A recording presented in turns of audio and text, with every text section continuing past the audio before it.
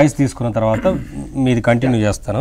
సరే చరణ్ గారు, ఏంటంటే ఒకవైపు పార్లమెంట్ ఎన్నికలు ఉన్నాయి. సరే, జనరల్గా ఈ కేసు విచారణ నార్మల్ టైంలో జరిగి అరెస్ట్ జరిగి ఈ కేసు ఇప్పుడు వారు చెప్పినట్లుగా ఏదో వెబ్ సిరీస్ మాదిరిగా రోజు జరుగుతూ ఉంటే పెద్దగా ఓకే జరుగుతూ ఉండేది విచారణ. కానీ ఎన్నికల ముందవడంతో ఇవాళ ఎందుకు ప్రతిపక్షాలు మొత్తంగా అసలు ప్రతిపక్షాలనే బీజేపీ టార్గెట్ చేసిందనే రీతిని మాట్లాడుతూ ఉన్నారనేది?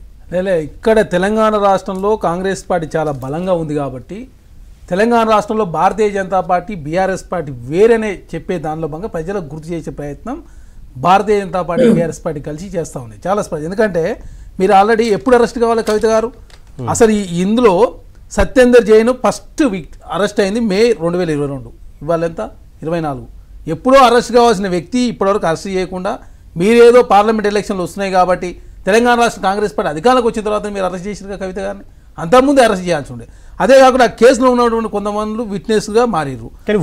చెప్తే ఏమంటారు? బీజేపీకి ఏం సంబంధం, కేంద్ర దర్యాప్తు సంస్థ చేసే పని ఇప్పుడు నేను చెప్తా ఉన్నా, మీకేం సంబంధం అన్నారు కదా అని వారు correct. BJP Maharashtra deputy CM Ajit Pawar సహకార శాఖ మనీ లాండరింగ్ కేసు ఈడీ విచారణ బీజేపీలో చేతు కలిపిన తర్వాత కేసు మూసివేత. ఒకసారి చూడండి, మీరే సైట్లకి వెళ్ళి చూడండి.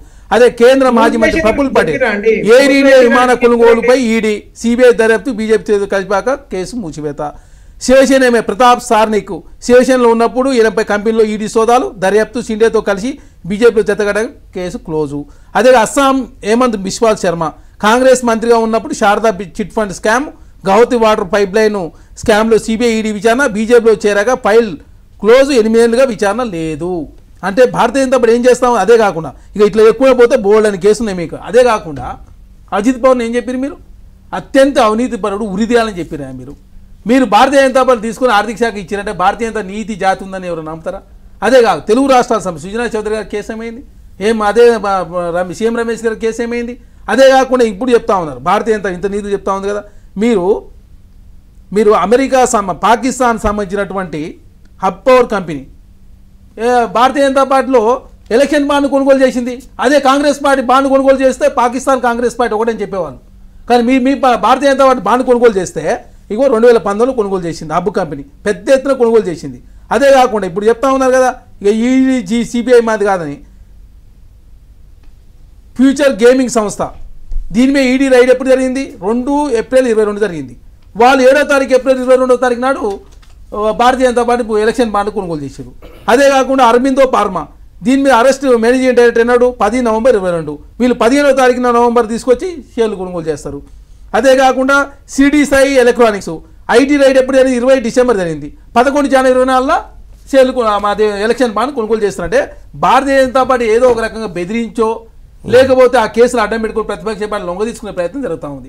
మీరు ఇంత చెప్తా ఉన్నారు కదా, మరి ఎంఐఎం అధినేత ఏమన్నా సుధపూసన ఎందుకు పోదు ఈడీ సిబిఐ ఇన్కమ్ ట్యాక్స్? మరి ఎంఐఎం అది అసౌద్దీన్ మీదకి పోలే కదా. దేశంలో అన్ని ప్రతిపక్షాల పార్టీని పోయినప్పుడు అసౌద్దీన్ వయసు మీరు ఇంతవరకు పోలే. ఆయన పెద్ద ఎత్తున తెలంగాణ రాష్ట్రంలో ల్యాండ్ సెటిల్మెంట్ చేస్తూ ఉన్నాడు, మెడికల్ కాలేజ్ నడుపుతుండు, పెద్ద ఎత్తున అవినీతి పాలన ఎందుకు పోదంటే భారతీయ జనతా పార్టీ బీటింగ్ వ్యవహరించి జాతీయ స్థాయిలో కాంగ్రెస్ పార్టీ నష్టం జరిగే ప్రయత్నం వారు చేస్తూ ఉన్నారు. కాబట్టి మహారాష్ట్రలో పోటీ చేస్తుంది ఎంఐఎం పార్టీ, బీహార్లో పోటీ చేస్తుంది, ఉత్తరప్రదేశ్లో పోటీ చేస్తూ ఉంది. అదే కాకుండా మొన్నటి వరకు బీఆర్ఎస్ పార్టీ బీజేపీ అన్ని బిల్లులకు మద్దతు ఇచ్చింది. మరి అప్పుడు ఎందుకు పోలే? తెలంగాణ రాష్ట్ర కాంగ్రెస్ పార్టీ అధికారంలోకి వచ్చిన తర్వాత ఎందుకు పోయింది? ఆమ్ ఆద్మీ పార్టీ ఇండియా కూటమిలోకి వచ్చిన తర్వాత ఎందుకు కవిత గారు అరెస్ట్ అయ్యారు? ఇవన్నీ రాజకీయ కోణంలో జరుగుతున్నటువంటి కుట్రగా భావించాల్సిన అవసరం ఉంది.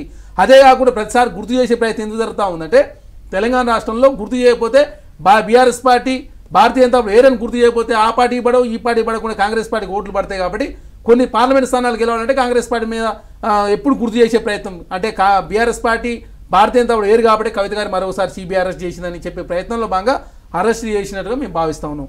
అదే కాకుండా ఆ కేసులో విజయ్ నాయర్ తర్వాత నెక్స్ట్ సెకండ్ అరెస్ట్ అయింది విజయ్ నాయర్.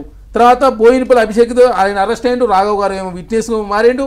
అదే కాకుండా మనోజ్ సిసోడియా డిప్యూటీ సీఎం ఢిల్లీ ఏనాడు అరెస్ట్ అయ్యిండు? ఫిబ్రవరి 26, 23 అరెస్ట్ అయ్యిండు. కవిత గారు ఎప్పుడు అరెస్ట్ అయ్యారు? మొన్న ఏదో మార్చి 15వ తారీఖున కవిత గారు అరెస్ట్ అయ్యారు. కవిత గారు అరెస్ట్ అయిన తర్వాత 5 రోజులకు కేజ్రీవాల్ గారు అరెస్ట్ చేస్తారు. ఒకటి కాదండి, ఒక క్లారిటీ, బీజేపీకి బీఆర్ఎస్కి అండర్స్టాండింగ్ ఉంది అంటారా? ఒకటి. రెండోది, అక్కడ ఢిల్లీలో కేజ్రీవాల్ అరెస్ట్ అయిన తర్వాత ఆయన ఇండియా కూటమిలో ఉన్నారు కాబట్టి అరెస్ట్ చేశారంటారు. ఒకటి. ఇవి రెండింటికి ఎట్లా అనేది అంటే మీరు అడగండి. అమర్నాథ్ గారు అన్నిటికీ సమాధానం తీసుకుందాం. మాకు తెలుసు రాజకీయం, మేము రోజు ముందులే స్టూడెంట్ పాలిటిక్స్ నుంచి వచ్చినా మేమంతా. మీరేదో బుక్ తీసి చూపించిన మాత్రాన ఎవరు నమ్మరు, ప్రజలు కూడా ఎవరు. మీరేదో కాషాయం వేసుకున్న మాత్రాన దేశంలో హిందువులే లేరని చెప్పే ప్రయత్నం చేసినట్టు కాదు. మేము పక్క హిందువులే, మాకు తెలుసు రాజకీయాలు ఏం జరుగుతున్నాయని. మేము విద్యార్థి రాజకీయాలు ఉద్యమాల నుంచి వచ్చిన మాకు తెలియదా? మీరేదో చెప్తే మేము అంత పిచ్చోన్నాం నమ్మిదానికి. మేము చెప్తా ఉన్నాం ఏంటంటే తెలంగాణ రాష్ట్రంలో కాంగ్రెస్ పార్టీ అధికారంలోకి వచ్చింది. అధికారంలోకి వచ్చిన తర్వాత అంతకుముందు భారతీయ జనతా బీఆర్ఎస్ పార్టీ ఒకటనేది అందరూ తెలంగాణ రాష్ట్ర ప్రజలంతా నమ్మారు. 9 సంవత్సరాల కాలం పాటు అన్ని బిల్లులకు మద్దతు ఇచ్చారు. రాష్ట్రపతి, ఉపరాష్ట్రపతి, రాజ్యసభ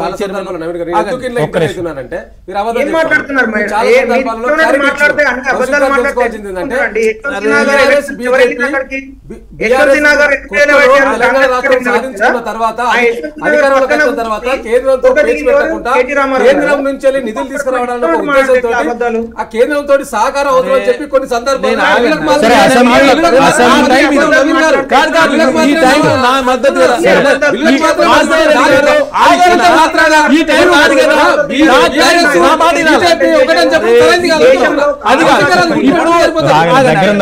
తెలంగాణ రాష్ట్రం వచ్చిన